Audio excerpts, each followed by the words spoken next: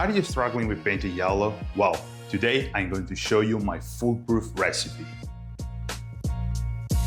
Hi everyone and welcome back to the channel. Even if I'm fairly new to the hobby, as you can see, I have quite an experience on painting little yellow boys. When I told my friend that was already into the hobby that my chapter that I have choose was the Imperial Fist, he basically told me, good fucking luck, mate. Because yeah, yellow is kinda really hard to paint. Or is it? I have done a little bit of research before starting painting everything, and I'm gonna tell you, it is not that difficult. For all of them, I used Imperial Fist Contrast Paint. But don't think that you just have to prime everything in white and then slap the contrast paint on it, because this is exactly why you suck at painting yellow. If you like how I painted this mini, well, today I'm gonna show you how you can actually achieve the same exact result in a really easy way, step by step. But first, remember to praise the Omnisaya, because if it wasn't for the YouTube's algorithm, well, you will be still stuck at sucking at painting yellow. God damn it, I'm not able to speak English. Anyway, let's get to the recipe to actually paint these beautiful yellow boys.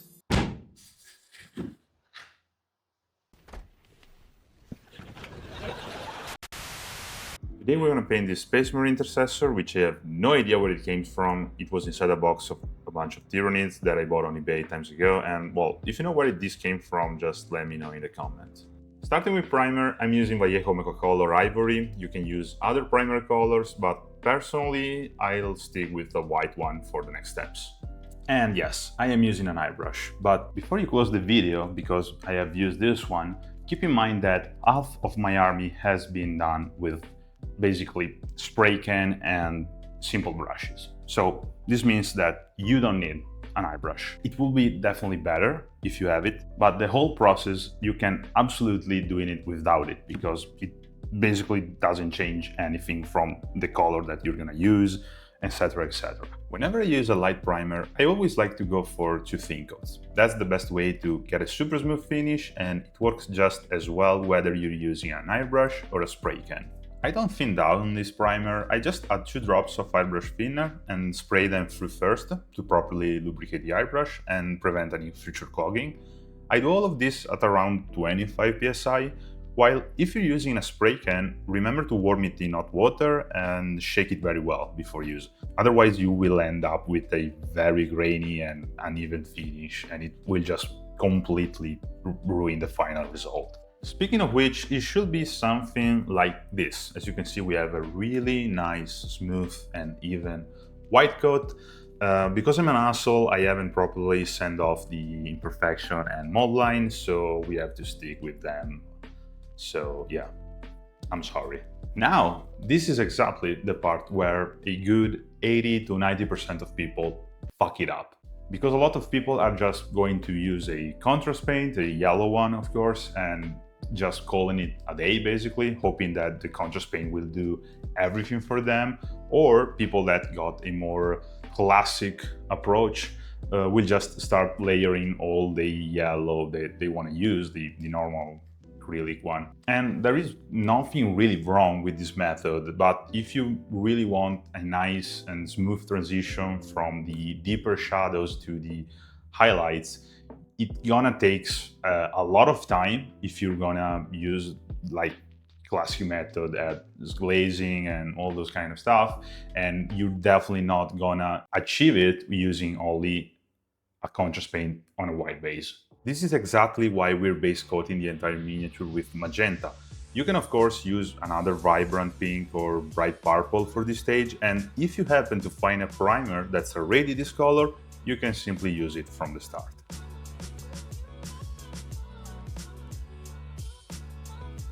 I know what you're thinking. This miniature looks a lot like an Emperor's Children rather than an Imperial Fist. But this is where the most crucial part of the process begins, so stick with me. This is the moment we decide how much saturated the color will be. We're gonna apply the most classic of techniques, a Zenithal highlights, of course. If you're using an eye brush, of course, you have even the possibility to just use volumetric highlights instead. Alternatively, you can achieve the Zenithal highlight using dry brush, but of course you have to be really good using this technique. Otherwise, it will come out a really dusty and grainy kind of surface that when we're gonna apply the contrast paint, it will look like pretty much dog shit. The easiest and fastest alternative for you probably is this. A spray can, of course. And it's probably the closest thing to the airbrush finishing.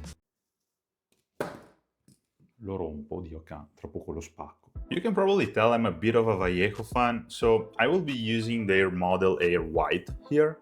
That said, any other brand or kind of white paint is totally fine for this step.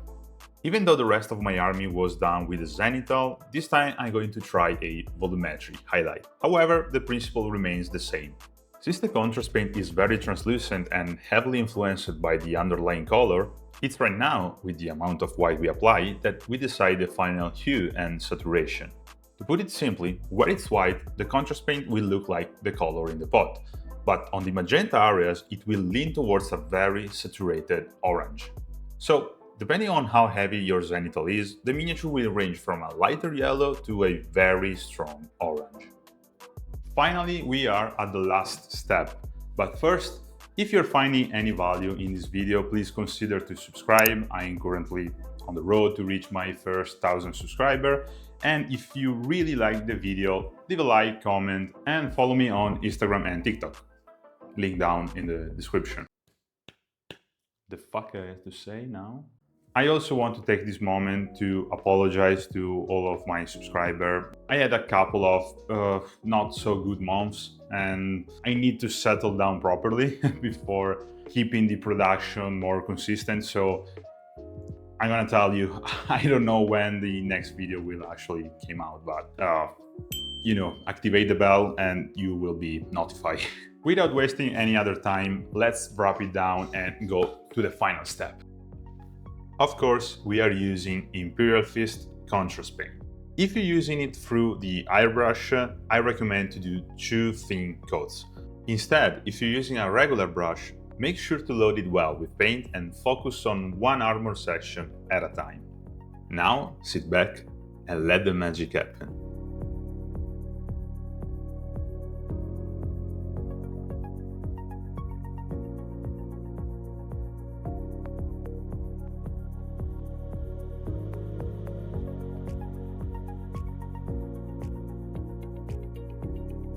I really love this method. Look at the highlights, at the shadows, at the contrast that we achieved with such an easy method, and wow. Now let's get to the details part. I'm gonna use Black Legion contrast paint. It doesn't have to be a contrast, it can be whichever black you want. Mainly on the soft joints and the future metallic part like the bolter and the backpack. Of course, if you like me thinks that the Fifth Company have the absolute coolest color scheme, we're gonna use it even on the shoulder trim. Oh, it's coming out so cool, but be careful because every mistake is gonna be like 90% impossible to cover it up, so take your time. For the pouch, easy answer, Snake by Leather contrast paint.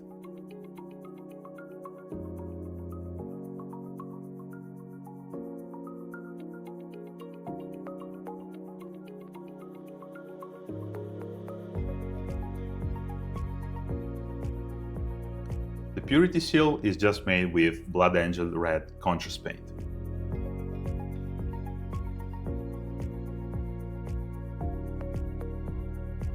Going back with some AK Interactive 3rd Generation White because I forgot to base coat the parchment of the Purity Seal and the eye lenses.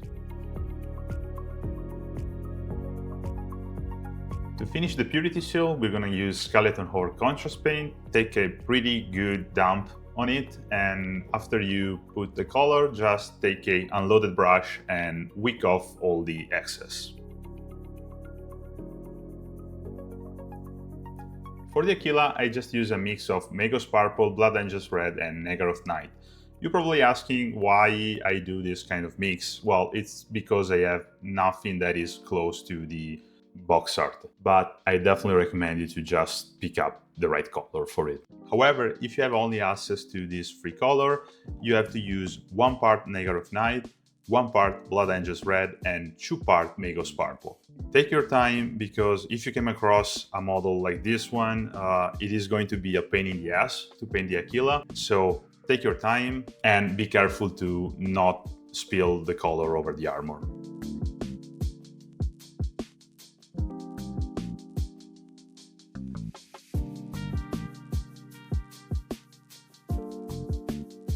Striking Scorpion Green contrast for the green lenses, try to be the more precise possible, even if the lenses are a little bit more forgiving, because we can just say that it is the area affected by the glow of the lenses. Vallejo Metal Color Magnesium, my absolute favorite to paint bolters and metallic part. Seriously, every one of you should use this metal color from Vallejo.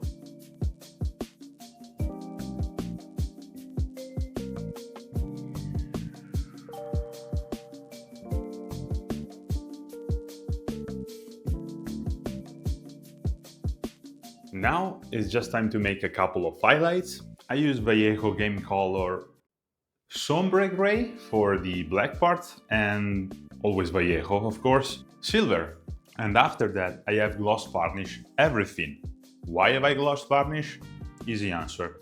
To make the panel line, I just decide to go for oil paints, and after that, I just matte varnish everything.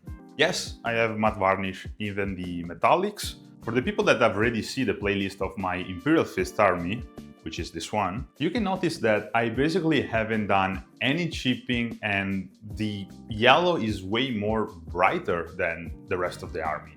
Well, that's because this is my very last Imperial Fist. I do not have any one of them anymore, because I have sold my army. I really hope this video have helped you to crack the code for finally painting a good yellow. I ask you again if you can leave a like, a comment, and share this video to a friend that maybe is struggling to paint yellow. And if you have any suggestion, let me know down in the comment. As for now, I have nothing to say, but goodbye and to the next video.